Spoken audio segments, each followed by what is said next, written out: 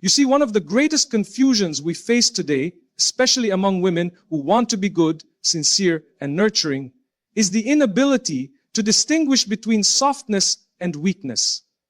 And this is where the danger begins. Because when you blur that line, you end up tolerating things that should never be tolerated. You excuse behaviors that should be confronted. You shrink into silence when truth demands a voice. There's a very subtle deception in our culture today. The glorification of the soft woman, who is always accommodating, always agreeable, always available. She's praised for her patience, her silence, her willingness to forgive over and over again, even when it's breaking her spirit. But let's be honest, that isn't softness, that's erasure. And you were not created to erase yourself, just to keep the peace. Softness, in its true form, is strength under control.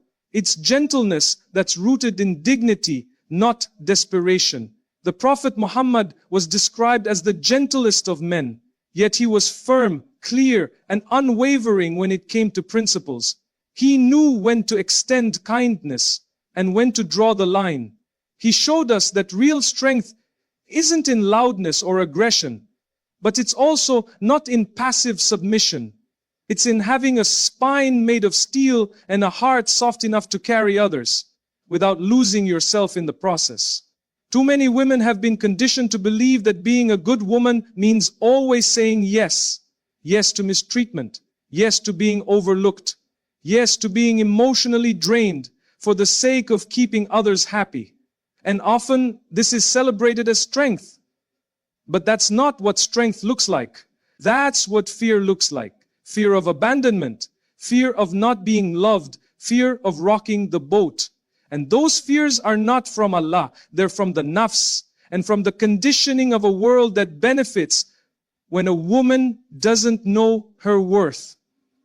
Let's look at this psychologically. When a woman continually overrides her boundaries, when she remains silent in the face of emotional abuse, when she avoids conflict to keep the image of a soft, quiet, agreeable woman, she trains her nervous system to tolerate dysfunction. Over time, she loses her inner compass. Her body starts to believe that safety lies in self-sacrifice, that survival means silence. And eventually, she forgets who she really is, because she's been performing a role that society gave her. This is not what Islam teaches.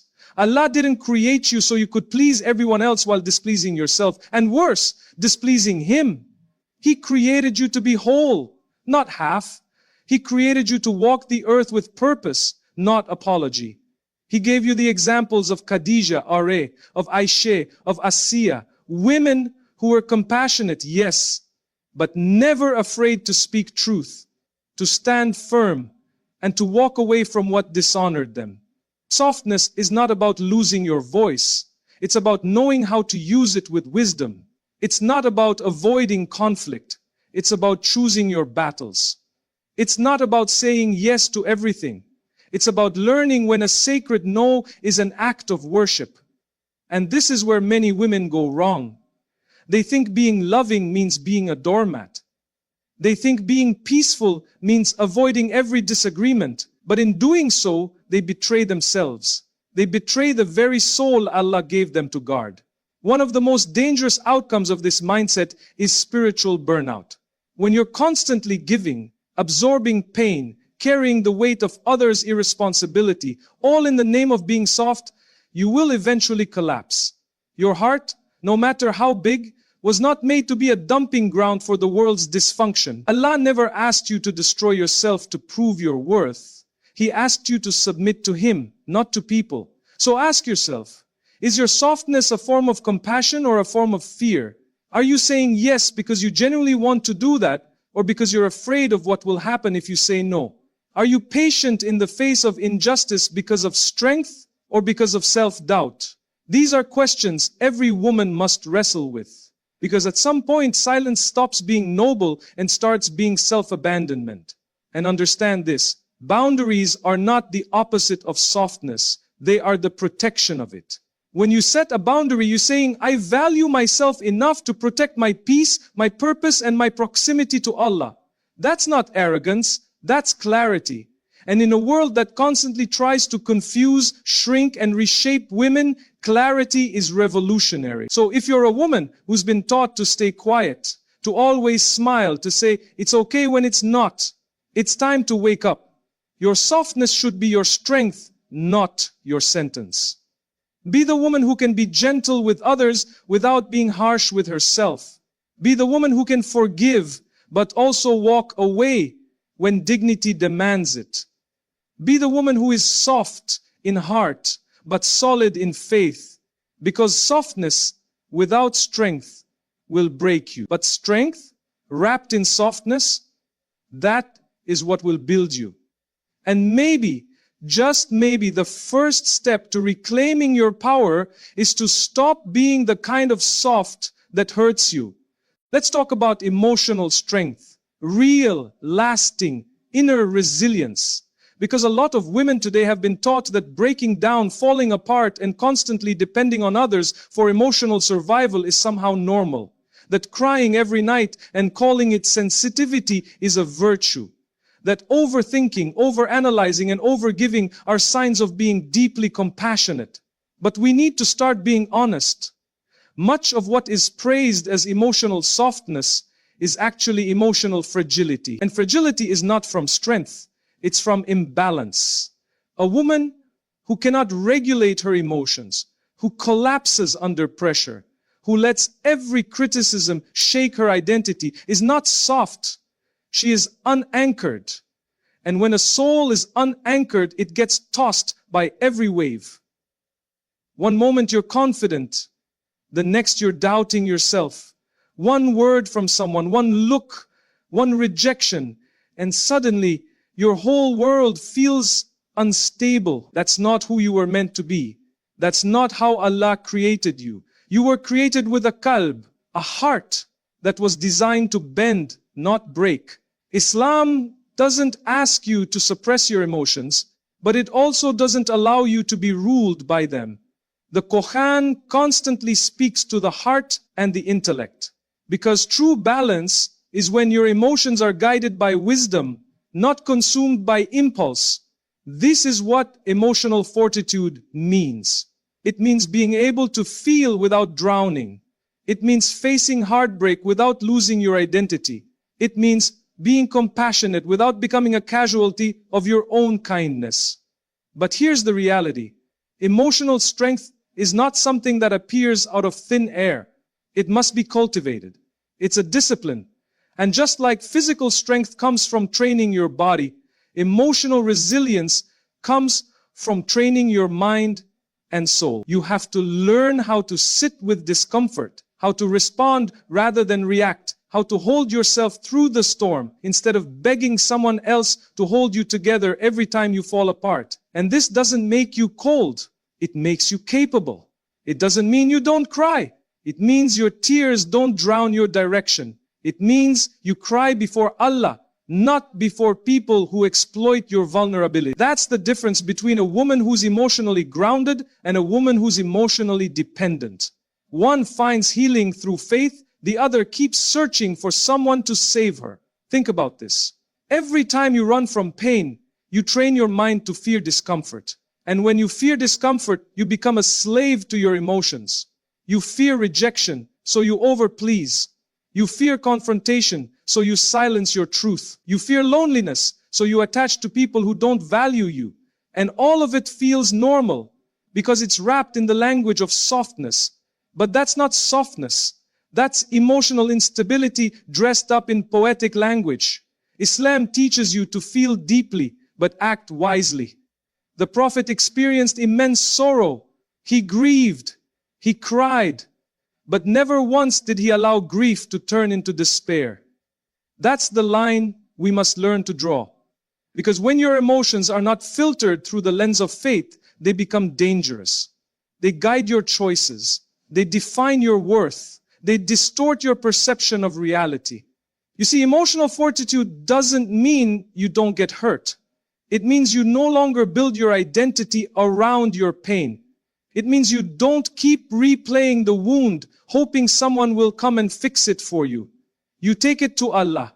You process it, and then you rise. You walk forward not because it doesn't hurt, but because you know who is walking with you. And this is why dua, dhikr, and salah are not just rituals. They're tools. They realign your emotional state with divine wisdom. They anchor your heart to something greater than mood swings, disappointments, or societal pressure. They remind you that your peace doesn't depend on people. It depends on your connection with the one who never fails. So when the world calls you too emotional, let it go. But when your own heart becomes a battlefield that you don't know how to manage, that's where the real work begins. Emotional strength is learning how to carry yourself through darkness, knowing that light is not found in comfort, it's found in conviction. It's time to stop glorifying fragility. You are not created to crumble every time life gets heavy. You were created to carry purpose. And purpose is not light. It's weighty. But when your strength is built on faith, that weight becomes a gift, not a burden. Stop apologizing for feeling, but also stop using feeling as an excuse to avoid growth. You are capable of deeper stillness. You are capable of choosing peace, even when pain is loud. You are capable of letting go without self-destruction. And the moment you begin to train your soul to rely on Allah, rather than emotional reactions, that's the moment you become unstoppable. So ask yourself, are your emotions leading you closer to your Lord or further away from Him? Are you reacting out of old wounds or responding from a place of inner wisdom? Are you surviving or are you finally learning to live? Because there's a massive difference between a woman who feels deeply and a woman who's ruled by those feelings. Be the one who feels, who grieves, who hopes, but above all, who rises. Over and over again, with grace, with strength, with Allah. One of the most damaging beliefs a woman can hold is the idea that staying silent is safer than speaking up. That if she avoids expressing herself, if she just nods along, keeps the peace, doesn't make waves, she'll somehow be loved more, respected more, accepted more. But let me ask you, respected by who? Accepted by what? At what cost? Silence can be noble, yes, when it's rooted in wisdom. But silence can also be destructive when it comes from fear. And that's the silence too many women are living with. The silence of not saying what they truly believe. The silence of swallowing pain. The silence of watching injustice, disrespect, and mistreatment unfold in their lives. And thinking that if they just keep quiet, things will get better. That is not patience. That is not strength. That is slow self-erasure. Allah gave you a voice for a reason. And that voice is not a flaw. It's not a mistake. It is a trust, a tool, a responsibility. And when you fail to use it, you are not protecting peace. You are participating in your own oppression. We have to break this myth that a quiet woman is always a pious woman. Some of the most courageous women in Islamic history spoke. Aisha was not silent. She was intellectually fierce. She narrated more hadiths than most male. She debated scholars. She spoke truth even when it was uncomfortable. Kaula bint Labah, Araid, confronted the Prophet about the injustice of her husband's words, and Allah revealed verses in the Quran in her defense. These women were not quiet in the face of wrong. They didn't lower their gaze when their dignity was under attack. They raised their voices, firmly, respectfully, but fearlessly. This isn't about arrogance, it's about amanya, trust. You were given insight, intuition, conscience. And when something is wrong, your silence doesn't make it right. Too many women are conditioned to be agreeable at all costs, to choose peace over truth. But let's be clear, peace that's built on lies, on suppression, on swallowing your voice, that's not peace. That's pretense. And eventually, that kind of silence turns into resentment, bitterness, and spiritual exhaustion. You can't keep abandoning yourself and expect your soul to thrive. There's this idea that being low maintenance makes you lovable. that the less you ask for, the more you're valued. But that's false. If your needs can't be spoken, if your beliefs must be hidden, if your values must be diluted just to stay in someone's good books, then you are not being loved. You are being tolerated. He created you to stand in dignity. There's also a psychological cost to this kind of silence. When you repeatedly hold back your truth, your body starts to register that silence as safety. You convince yourself, if I speak, I'll lose them. If I set boundaries, they'll leave. If I disagree, I'll be judged. So you keep quiet. But inside, the tension builds. And the longer you suppress your voice, the more disconnected you become from your authentic self. Over time, you don't even know what you want anymore. You lose clarity. You lose direction. You lose yourself. And that is not the woman Islam calls you to be. A believing woman is not someone who hides behind fear. She faces it. She doesn't seek conflict, but she doesn't run from it either. She speaks with adab, manners, but also with heart, truth. Because silence is not always golden. Sometimes silence is complicity.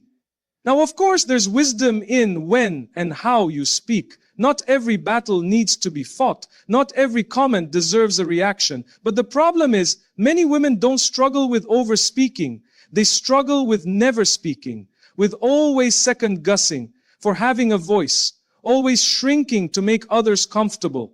But you cannot serve Allah fully while constantly betraying yourself. You cannot embody truth while suppressing the very tool Allah gave you to declare it. And don't think this only applies to public issues or religious debates. It applies in your home, in your relationships, in your workplace. If something is hurting you, if something is unjust, if something violates your values, you must speak kindly, calmly, but clearly, because clarity is mercy and confusion is cruelty. What you allow through your silence becomes the culture of your life. If you allow disrespect, it becomes the norm. If you allow emotional neglect, it becomes your expectation. And then you teach others how to treat you, not through your words, but through your silence. So ask yourself, what is your silence protecting? And more importantly, what is it costing you? We don't need more agreeable women. We need more women of principle. Women who speak not to argue, but to uphold truth. Women who speak not to be loud, but to be clear. Women who fear Allah more than they fear being misunderstood. Your voice is not a threat. It is a sign of life. Use it for what matters. Speak for what's right. And most of all, speak in a way that your soul will testify on the day of judgment. That you stood for truth, even when your voice trembled. There's a dangerous pattern that far too many women fall into, living for the eyes of others. Measuring their worth by how liked they are, how accepted, how praised. And they call it humility, they call it love, they call it femininity. But in reality, it's a quiet form of self-abandonment. A kind of slavery not to Allah, but to the perception of people. It begins subtly. You post something meaningful, then delete it because someone might misinterpret it. But it continues at no level, because living subtly means different things to different people. It begins subtly. You post something meaningful, then delete it because someone might misinterpret it. You hold back your opinion, even when it's right, because it might upset someone. You start altering the way you speak, dress, think, even feel, not because you believe in those changes, but because someone else might not approve. And over time, this becomes your default setting. You become so used to reading the room that you stop reading your own soul. You're so busy pleasing others that you forget who you were created to please. This is not the life Allah designed for you. He didn't place you on this earth so that your self-worth could be outsourced to the approval of people. The truth is, the more you live for validation, the more you lose your voice, your values, and your vision. And the scariest part, you won't even realize it's happening. Because the world will praise you for being so easygoing, so sweet, so selfless. But inside, you are exhausted, spiritually empty, Because your life is no longer driven by conviction, it's driven by fear. Detaching from validation doesn't mean you become cold or rebellious. It means you come home to yourself.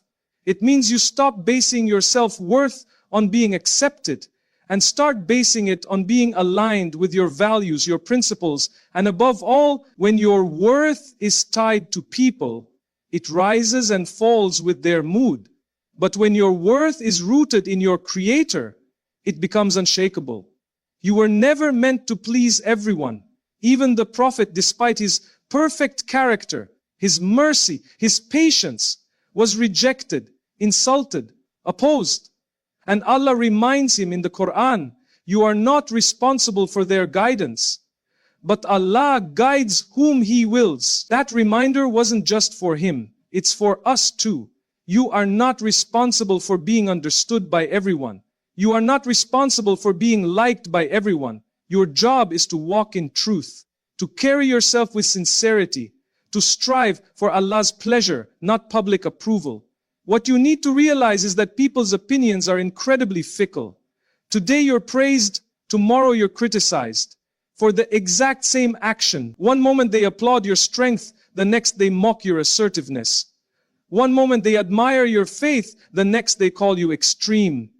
If you live your life trying to mold yourself into what pleases them, you will be endlessly shape-shifting, never grounded, never whole. And here's something deeper. When you constantly seek validation, you stop trusting yourself. Every decision becomes anxiety. You question every move. Will they like it? Will they judge me? Will they talk about me? That's not peace. That's fear disguised as people-pleasing. And fear is a terrible master, because it never leaves you alone. It's always demanding more compromises, more self-sacrifice, more silence. The Quran tells us that the believer fears no one but Allah. That doesn't mean you become arrogant. It means you become free. Free from the chains of being defined by others, free from editing yourself to fit someone else's comfort zone, free from performing roles you never believed in just to be seen as enough. And make no mistake, validation is addictive. The more you get it, the more you need it. And eventually, you become emotionally dependent on external affirmation. If people like you, you feel worthy. If they ignore you, you spiral. That's not spiritual health, that's emotional captivity. And you were not created for that. You were created for submission, not to people's expectations, but to your Lord's guidance. Now ask yourself honestly, when you wake up in the morning, whose approval are you dressing for? When you speak, whose acceptance are you seeking? When you make choices, whose voice echoes in your mind? If it's not Allah's, then you are living someone else's life. You are wearing someone else's values. And that kind of life, no matter how polished it looks on the outside, will always feel hollow on the inside. Because here's the truth, when you constantly seek to be liked, you'll end up betraying your own soul. But when you live with purpose, you may not be liked by everyone, but you'll be respected by the right people. And more importantly, you'll be at peace with yourself and at peace with your Lord. So it's time to stop asking, do they like me? And start asking, does Allah love me?